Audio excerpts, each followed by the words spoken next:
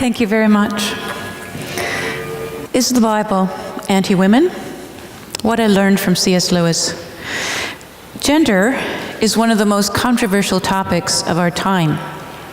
It certainly is the most controversial topic in Lewis studies today.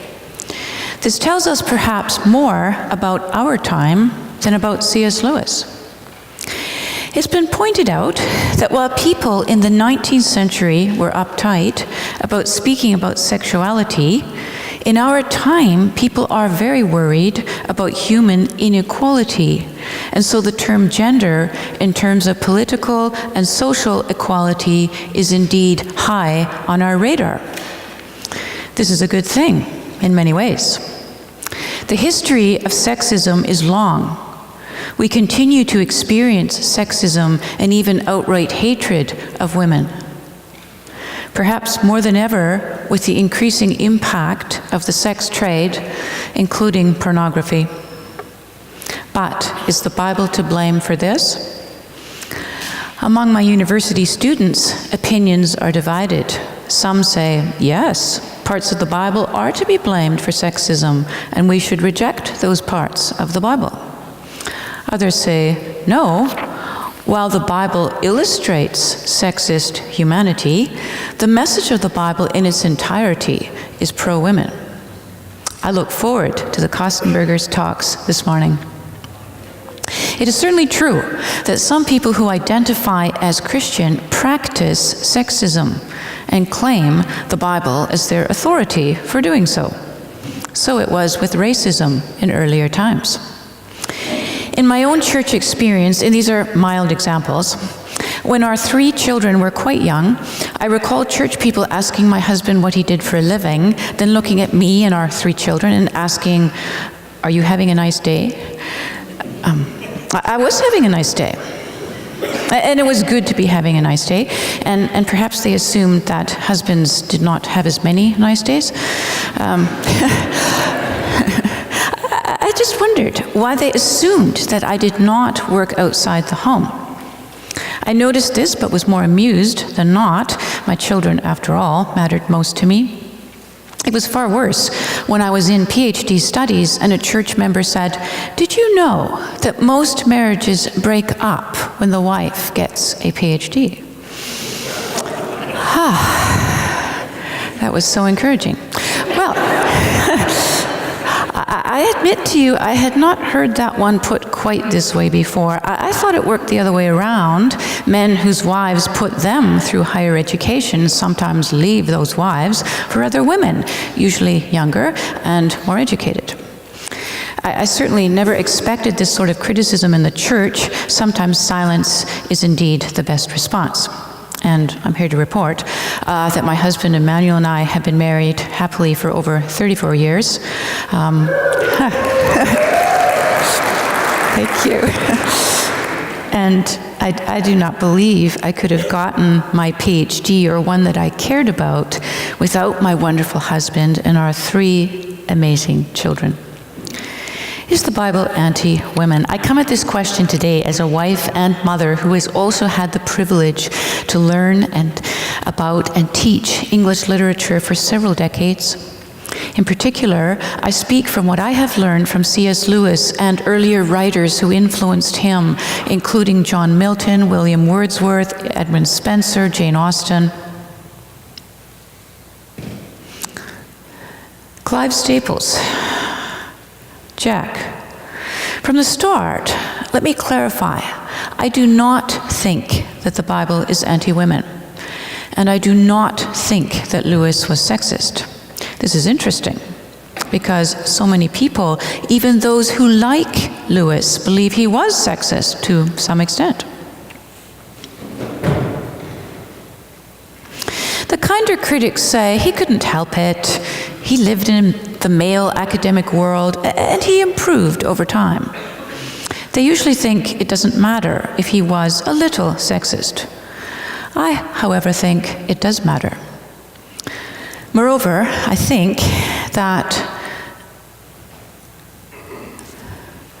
In spite of his environment and time period, and in spite of his own sexist sins, he certainly wasn't perfect, and it would be silly to think he was, Lewis was far less sexist than many of us are today. In fact, I think that what he believed about gender can help us overcome sexism. I also think sexism is a far bigger issue than we might suspect. Sexism is not only an issue of political and social gender equality.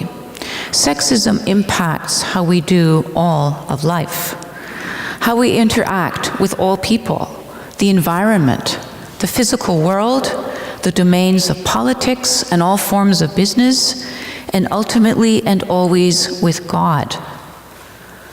I wish to be very clear on this. I think that Lewis was a prophet that we ought to pay attention to. Each age has its insights and its blind spots, Lewis said. To help us better identify our own blind spots, it's useful to recover historical memory. Let me begin by asking a couple of questions. What makes a person heroic? When I study fairy tales with my students, many complain that the traditional stories typically show the princess as passively waiting for the male to save her. They regard this as highly sexist. Let's ask ourselves, is the woman who waits necessarily weak? Is the man who acts always strong? Is a person heroic because she is active and self-reliant? Can a person be heroic because he is passive and dependent? Which phrases sound heroic to us? Take charge of your life, be in control, be the master of your fate, or submit, wait, receive, cry if you have to. Not so much, right? How we answer these questions with our gut responses has everything to do with the two Western heroic paradigms. The classical hero of ancient Greece and Rome prizes qualities such as self-reliance, activity, conquest, deceit, pride. These were the virtues of the ancient pagan world. This is the brawny and sometimes brainy hero, Achilles, known for anger, Odysseus, known for deceit, Hercules, known for physical strength. The classical hero fights hard and conquers on his own steam. Passive? Never. Proud? Self-reliant? Oh, always. The classical hero is the Superman that the Western world, and arguably global, privileges. George Bernard Shaw predicted that the 20th century would worship him most. John Milton in Paradise Lost identified the classical hero as ultimately satanic. The fallen angel declares, "To reign is worth ambition, though in hell. Better to reign in hell than serve in heaven."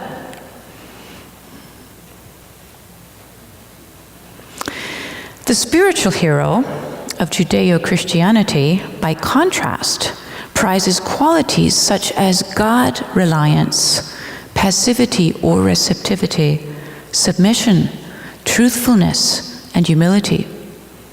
This is the virtuous underdog hero of the Bible, the poor widow who trusts God's prophet and is rewarded with food for life.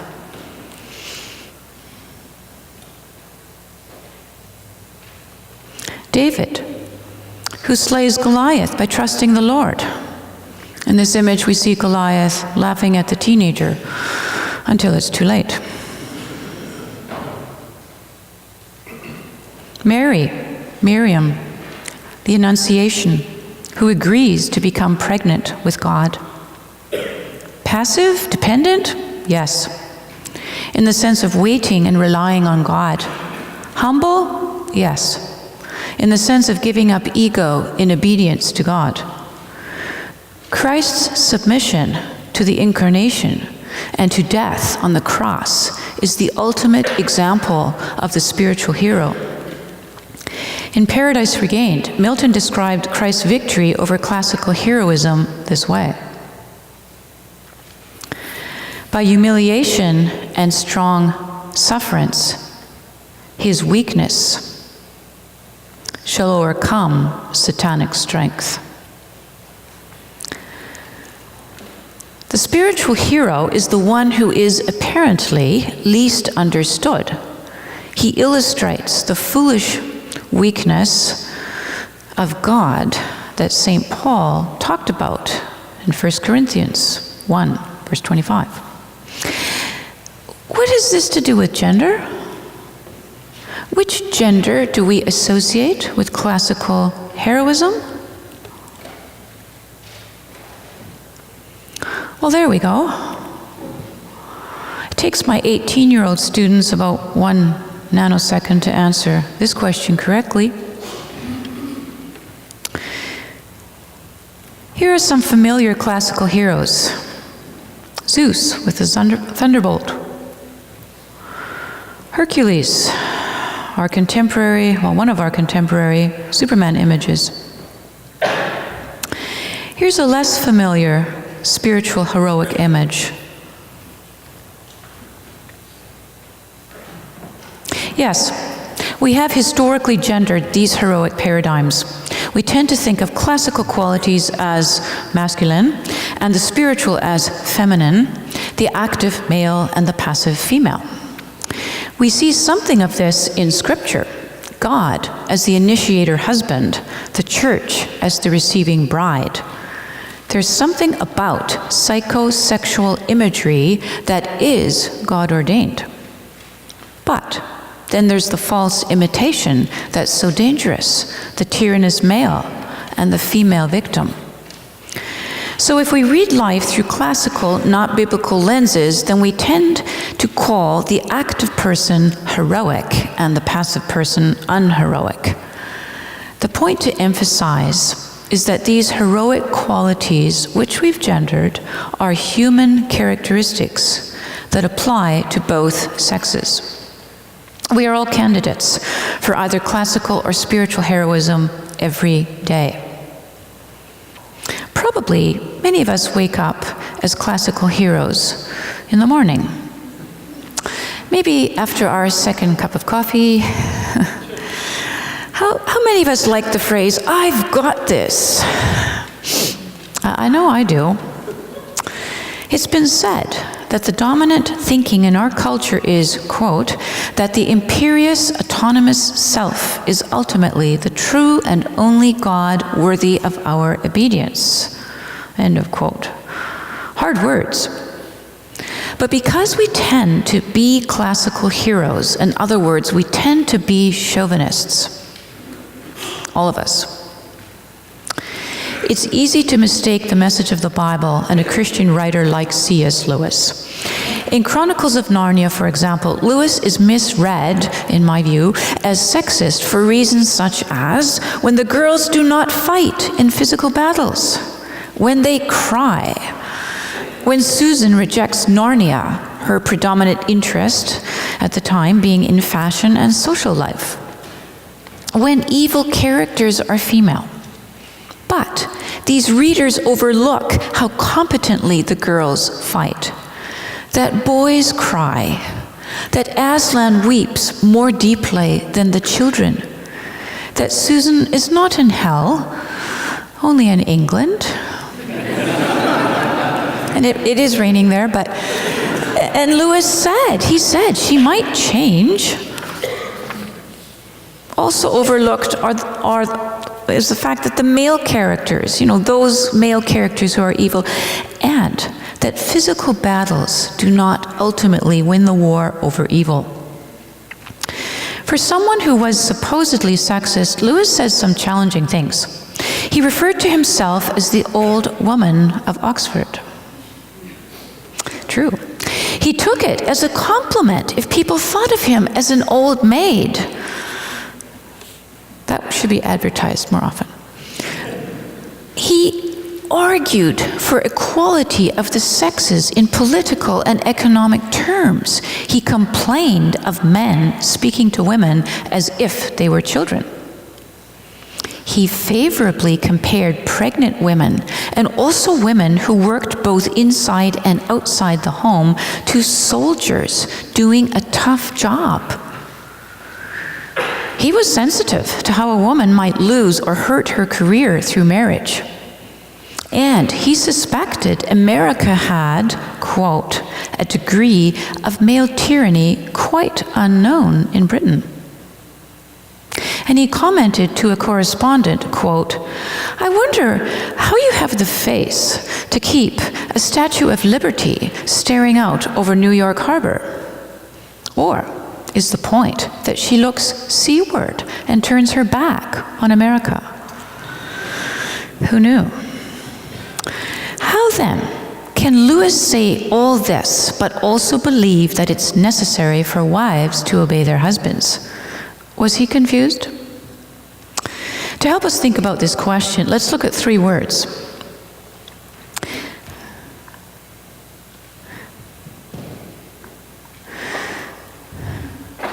At least the first 2 words are unpopular concepts today. Hierarchy, obedience, receptivity. Let's look at how Lewis challenges us with these ideas. We tend to think of hierarchy as rigid, top-down only, tyrannous. This is because we, in our post-revolutionary age, since the American and French revolutions, we associate democracy with freedom, not hierarchy. We tend to associate hierarchy with oppression. While Lewis agrees in a political and economic sense, he believes we need to keep the older view of hierarchy in the moral and cosmic senses. In the moral sense, if we had democracy in moral values, we'd have anarchy. Shakespeare said that too. In the cosmic sense, hierarchy means ultimate obedience to God. In the social sense, hierarchy means obedience to government, law, order. And in family, children to parents, wives to husbands. Here, wives to husbands, not in an idolatrous sense, not as a license for domination, but in the biblical sense that husbands are to enact Christ-like sacrifice for their families. Women are not to check their brains at the door. Husbands are to lead like Christ in love, essentially to die, certainly to selfishness, to die for their family. Hierarchy, of course, is tyrannous when it's the rigid classical model. In Paradise Lost, Milton shows Satan as the ultimate hierarchical tyrant. He will do everything and anything to have egotistical power. He always steals, kills, and destroys. But God's hierarchy is fluid, inclusive, and motivated by love, life-giving, liberating. For example, Perelandra, the second novel of Lewis's space trilogy, is one of his most stunning tributes to the old idea of moral hierarchy as fluid. When the main character, Ransom, experiences space or deep heaven, he experiences it as an interactive great game or dance full of joy, like the medieval image.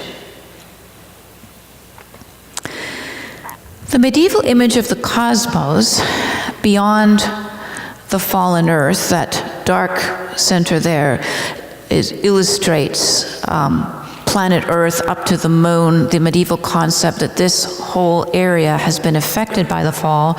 But beyond that, the rest of creation is still singing the original song. As Ransom participates, he loses the earthly sense of private ownership. He never knew which words were his or another's. The speeches flowed one another or took place at the same time, like the parts of a music or like a wind blowing through trees. Size, too, is mysteriously relative. The divine dwells within the smallest seed of a flower in all his fullness. The song emphasizes each grain is at the center, the dust is at the center, the worlds, the beasts, the ancient peoples are there. Each thing was made for him. He is the center. Because we are with him, each of us is at the center. Blessed be he.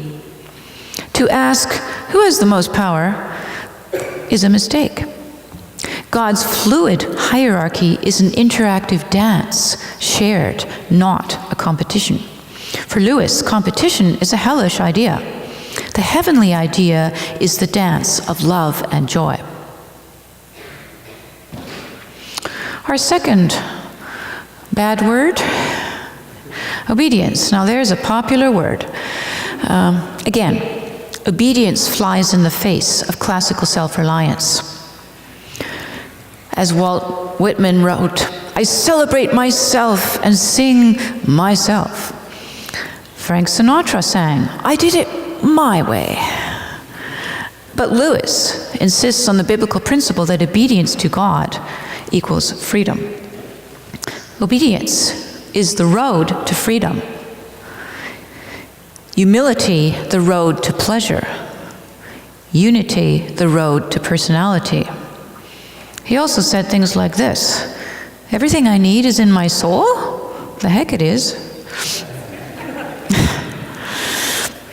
Lewis points to the cardinal difference between what people used to think, that truth is objective and therefore judges us, and what we have come to think, that truth is relative and a matter of personal choice.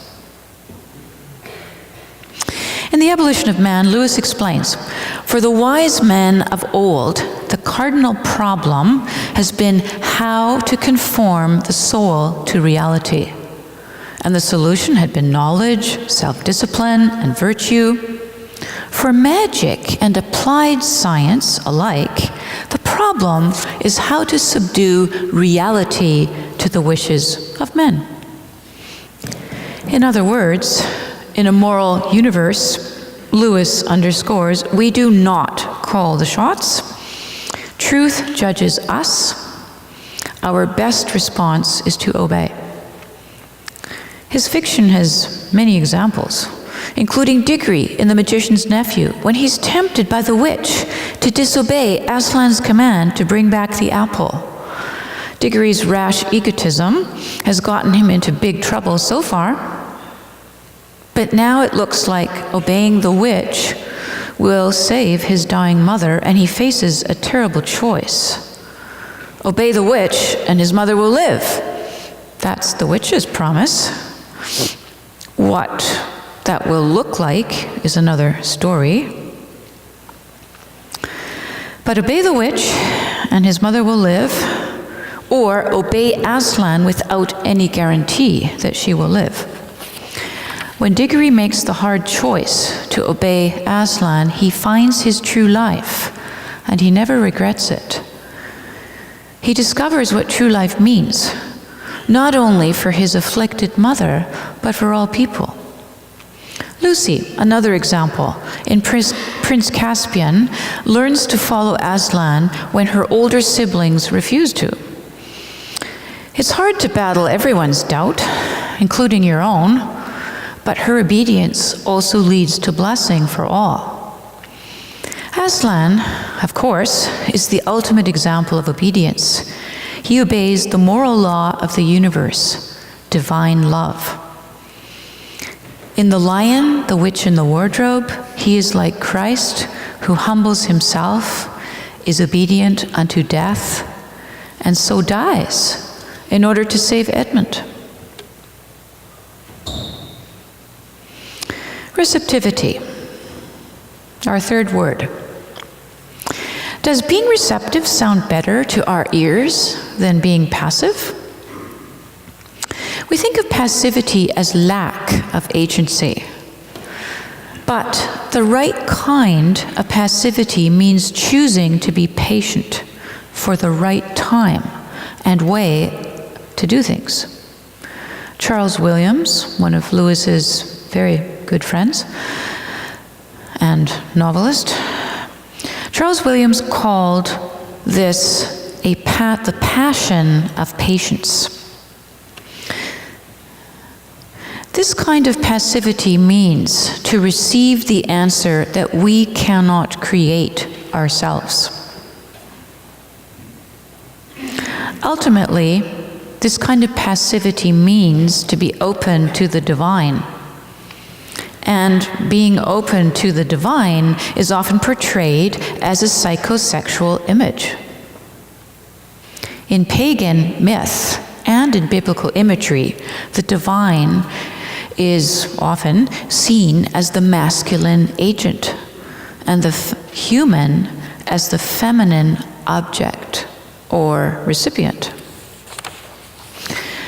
Lewis's fiction has many examples. In the first novel of the space trilogy, Out of the Silent Planet, the protagonist, Ransom, has been kidnapped and taken into outer space. There, he begins to experience the reality of the supernatural, and Lewis portrays Ransom's receptivity to truth in pagan sexual imagery. Ransom is compared to Danae, whom Zeus impregnates. Stretched naked on his bed, a second Dana, Ransom found it night by night more difficult to disbelieve in old astrology. Almost he felt, wholly he imagined, sweet influence pouring or even stabbing into his surrendered body. Ransom is shown to be like a woman in relation to the masculine divine, receptive, open. Likewise, in the third novel of the trilogy, That Hideous Strength, Jane Studdock is challenged to surrender to God and also, in a sense, to her husband. When she rebels against this idea of surrender, Ransom counsels her. Ransom says, the masculine, none of us can escape. What is above and beyond all things is so masculine that we are all feminine in relation to it. This has been called theological feminism. This is very hard for Jane, as it was for Lewis. Jane, who is afraid of losing control of her life, thinking she has it, she's afraid of being invaded. In all fairness, she is being asked to be a Christian wife when she is not a Christian yet. And she's only beginning to think about what this might mean. Through a painful process, Jane becomes an icon of what, in Lewis's view, all humans must become, a feminine spiritual hero. She willingly bears the visions she receives. She becomes willing to have children. Ultimately, she chooses to obey God. Because of this, Jane becomes a spiritual leader who helps her spiritually weaker husband to grow in grace. Jane, in a metaphorical sense, like Mary, the mother of God, becomes a God-bearer, pregnant with God. Mary is the best image of the best human response to God. Receptivity, becoming pregnant with God. Jane, as the Christian wife that she becomes, is not the only, quote, feminine God-bearer in that novel. Ransom is the male version of the so-called feminine hero. He's learned to submit to heaven. He knows he cannot fight spiritual darkness on his own strength. He knows that he needs to receive heaven's powers and that there is no guarantee that he will even survive this. He says yes anyway. I may not survive this, but I'm willing to receive heaven's powers. The druid, Merlin, is another such, quote, feminine hero. Mighty man that he is or was. He truly is the most masculine character in that novel, and perhaps in much imagination across the centuries. Merlin realizes that the only moral choice in fighting the hideous strength is to become a vessel of heaven. Merlin agrees. First he screams, then he agrees. He agrees to, quote, be opened. Powers will pass into him. Like every other spiritual hero, Merlin is no longer his own man. He is a tool, a servant of heaven, like a woman to the ultimate masculine, and through his willingness to receive heaven, Merlin conquers the darkness that would destroy the earth. All of Lewis's spiritual heroes are like the ideal Christian knight, the so-called feminine spiritual hero who is obedient to God. Of course, when we hear the term Christian knight, that is quite problematic for many of us, and rightly so. We think of the legacy of anti-Semitism that the church must still repent of. I chose the image of the archangel Michael slaying the dragon as perhaps a really good image to help us think about the ideal Christian knight. The ideal Christian knight is both fierce and meek at the same time. Like Christ, the knight defends the sheep from the wolves. He fights for truth and justice, and does so out of love for God and humanity. In conclusion, perhaps surprisingly, it's not Lewis who's sexist. It's us. Lewis was quite happy to be regarded as the old woman of Oxford. Well, many people regarded this as a kind of insult, and probably we still would now.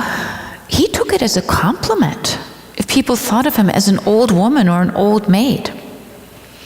Now, why is this? It's because Lewis so well understood gender as metaphor.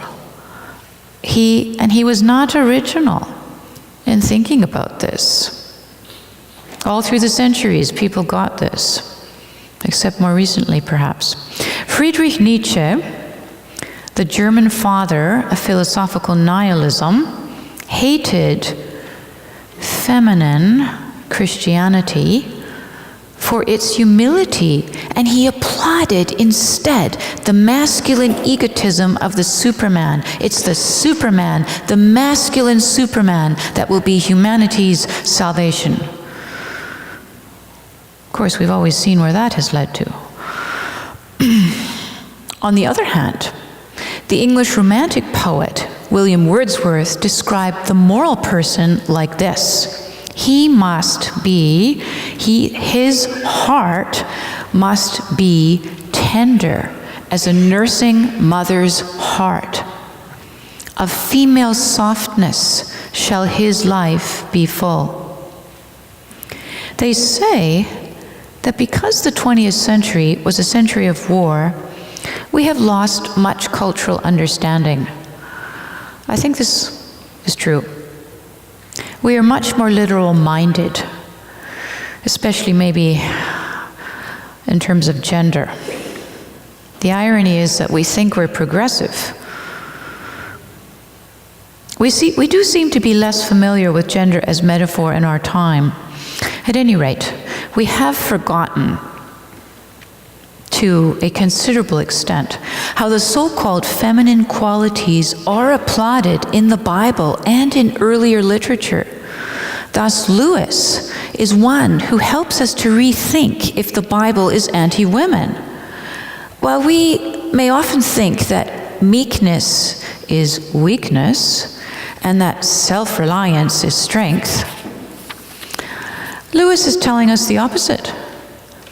Lewis tells us that proper meekness is greater strength, that God-reliance, obedience, receptivity is the way to live. In a moral universe, the so-called masculine classical hero will ultimately fail. The so-called feminine spiritual hero will ultimately win. Like the Bible, Lewis was pro-women, and all that this means to be fully human in the best sense. To be fully human, we need to have the feminine qualities of humility and receptivity. These are the heroic human qualities which will begin to heal our souls as we live and work in this world and wait for ultimate redemption through Christ's return. Thank you.